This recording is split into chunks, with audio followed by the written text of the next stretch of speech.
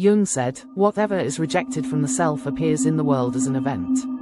The persona, the mask, is one of the most extraordinary aspects of the psyche.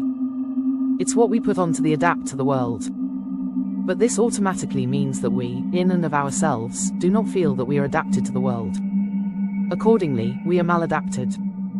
There is something wrong with this, something unacceptable, something we know society will not permit. We have to don a disguise if we wish to fit in. The persona is the public relations agent of the ego. It allows us in a variety of situations to interact socially with relative ease and convenience, without any bother. But this means that if we entered the public sphere as we really are, without the mask, we would cause horror. If we really said what we thought, we would be expelled from polite society. Under the mask, we are all monsters. Isn't that remarkable? We all have to pretend to each other that we are not vile creatures, brutes and beasts, malcontents and malefactors. Yet we all know we are exactly that. We all know that each of us is masked, that we are inauthentic, that we are all operating in bad faith. Yet we all pretend it isn't so. We all fake it. We are all phonies and frauds. What a bunch we all are. Who do we think we are fooling? Is anyone taken in by this charade? With the persona, we make ourselves look as good as we can for public consumption. We say all the right things. We know all the things not to say. With the persona, we seek to please. The ego picks out all the things that it thinks will make it look good, and not make it look bad, and packs them into the persona. What is the shadow? It comprises all the things we would never put in the persona, together with all the things we don't want to think about even behind the mask. It's all the content we exclude from the ego, never mind from the persona. The shadow, given its nature, is a form of complex and might even be regarded as the primary complex resident in the personal unconscious. It's the most emotionally charged complex. It's practically radioactive. Jung believed that everyone is born with a blueprint, an operating system in their psyche, which directs the development of their psyche and shapes the course of their life.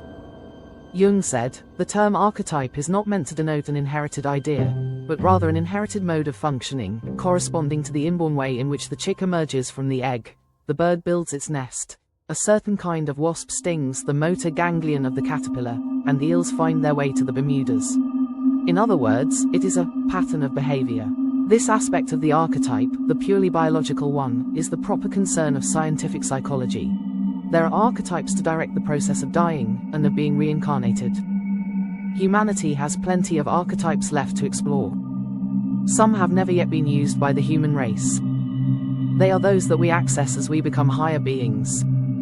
The gods have different archetypes from humans. People on DMT trips meet new archetypes, which they misinterpret, as machine elves. Jung had a complicated view of the psyche. He saw it as both a self-regulating system, seeking to maintain a balance between opposing qualities, and as a self-striving system, seeking for growth, seeking for optimization, a process which Jung referred to as individuation. Self-regulation, maintaining balance, isn't a natural partner for self-striving, which is about seeking to move away from balance to a final, optimal state. What about the dialectic? Can we view it in Jungian terms? We might argue that the thesis and antithesis maintain a balance between opposites, but of course is not a balance at all. These two components are operated on by a synthesis phase, which has the effect of changing the thesis and antithesis, thus failing to maintain balance between them at the original level, but instead setting up a new level for them, which is again operated on by the synthesis, thus creating an iterative, ascending spiral and guaranteeing a conclusion, the final synthesis. Complexes are splinter psyches.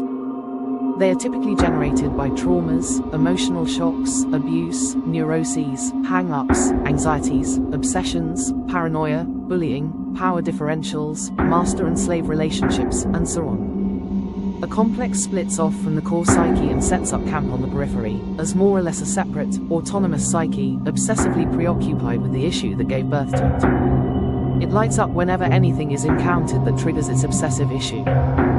Complexes function like secondary selves. They are satellite selves. Complexes exist in the personal unconscious rather than the collective unconscious, but they have an archetypal core, the archetype having been supplied by the collective unconscious. and the archetype usually becomes entwined with a specific person in real life. For example, the father archetype is very likely to become entwined with a person's own father, or some patriarchal or paternalistic authority figure. Abrahamic religion in and of itself might be considered as an exploration of the father archetype by people who see themselves as essentially children needing an authority, a loving, just father, to direct their lives.